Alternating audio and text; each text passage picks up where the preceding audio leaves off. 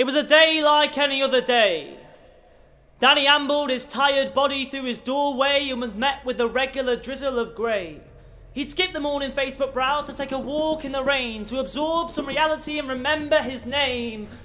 For he was feeling uncertain, pulled apart by future plans like the morning curtain, a graduate with clammy hands and an ego that was hurting. He was flirting with the idea of getting far away from here while setting plans for masters and choosing a career, confused and in fear, educated but unprepared, intelligent but skint and scared. He needed to clear his mind, find some clarity, maybe buy the eye and browse the shops of charity. After all, he was in Fallowfield, home of the hobo chic, where takeaways are frequented each day of the week. In New Zealand, once in gas you can find what you see. Commons Park is the palace and the tower of its peak. He'd trod this ancient path 100 times. Could tell you a torrid tale for each stale road sign, but today, something was strange. Didn't quite seem the same, like the setting was fixed but the scene had changed, like the place was still living but the pulse had been drained. It was dead. At the OP gates, no students stood around to congregate. At the bus stop, nobody stood to wait. The traffic was travelling in just one way. No lights from the shops or music from cafes, like the clocks had just stopped and the stock stood in vain. He was, let's say, worried. Seen too many zombie films that had started this way, so onto Wilmslow Road he hurried to the mile of the curry, hoping rush home would restore normality again. Now as he wandered past Hardy's Well, the calming smell of exotic spices was unrelenting. If Fallowfield had fallen, then Rush Home was resurrecting. Glitter and balloons consumed the midday skies, the streets beaten brim with a kaleidoscope of life, and in the curry houses, the meat was still spinning, but it smelt even better, and the shisha pipes were sweeter than they had been ever, and the job centre, well that lay dormant. But gelato passion was heaving, like the people didn't need money, just treats to believe in. Ice creams being eaten by charming girls in colourful saris, with smiles that could halt divisions in parliaments. The boys and the barbers had stopped having arguments, and the streets were chock-a-block like an unannounced carnival. This is like Eid or Diwali. How ignorant I am to be a knowing of this party, Danny pondered as he wandered through kids in halls with candy floss as sores, Bangor pumping out of car doors. Jesus Christ, Danny thought, I just wanted a paper. I've stumbled onto an abstract, jagged jigsaw city painting in which the difference of 100 yards is bewilderingly blatant. He pulled out his phone with a flick of a wrist, and with a tapping of thumbs he searched for news that he'd missed. Facebook, BBC, Twitter wouldn't load, so he cut through the mist of madness onwards onto Oxford Road.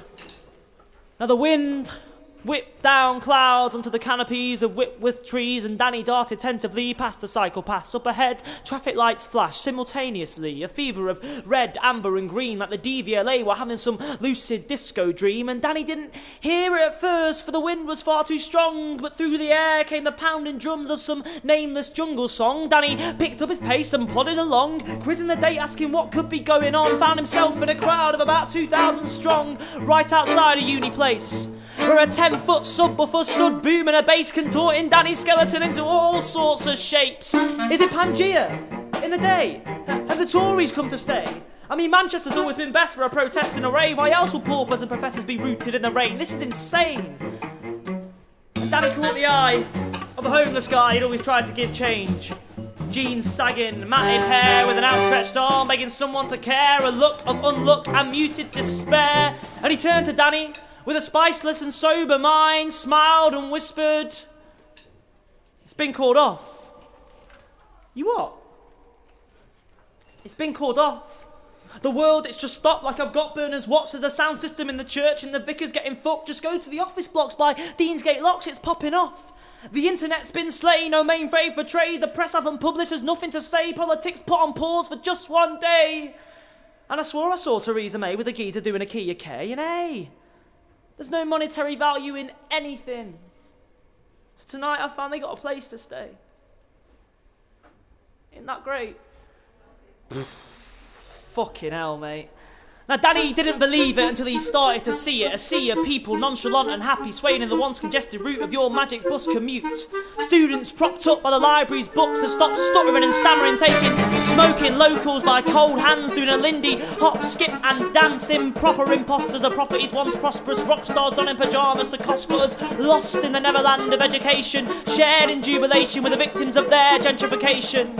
Under the arches by the railway station there was a nana pumping ragga, reggae rolled out of each passing carriage as some scally scaled the palace like King Kong on acid. Danny was Dorothy and Alice, plus a couple of Garys. Used two-step with men in suits, skinhead skins up with clean-cut darlings wearing makeup, billing suits, and down by the canal, pensioners played bridge on barges laced with the wrinkly smiles of 100 faces. And in towns, banks were transformed into psytrance dorms. The Arndale's glass shattered, no need for stores, just tents strapped down to floors and a sign that reads accommodation for all.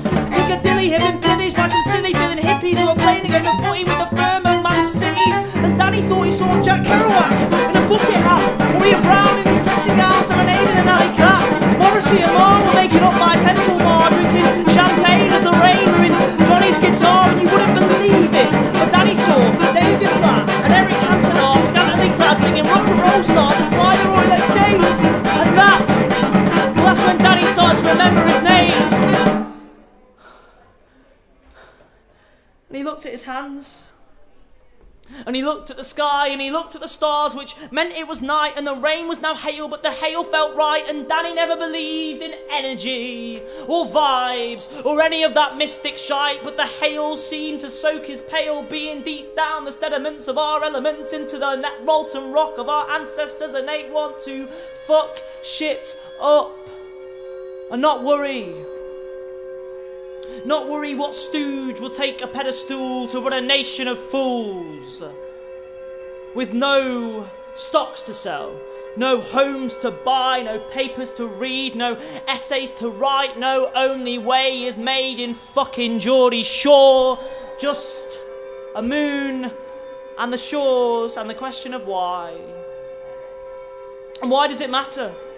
Why does any of this matter when you and I and you and I and you and I don't mean a thing? You could plot your life's timeline using the longest vine in the Amazon, and in the blink of an eye you could still be gone. And these structures in which we've mustered and managed to master are a few natural disasters away from collapse, and it seems we are the ones in the rabbit hole looking back at Danny dancing. Now Danny lost track of time right after he lost the plot. Came to sipping fortified wine in some Ancoats parking lot.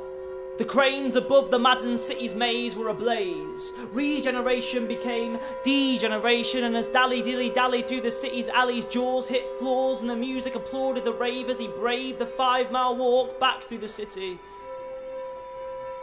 Buildings were aflame. Businesses, homes scorched. It was a little darker than anyone first thought. It was a hippie come happy hardcore utopian town, but what goes up must come down, and yin must yang, and Jekyll must hide, and our lives must have balance no matter how it burns you inside.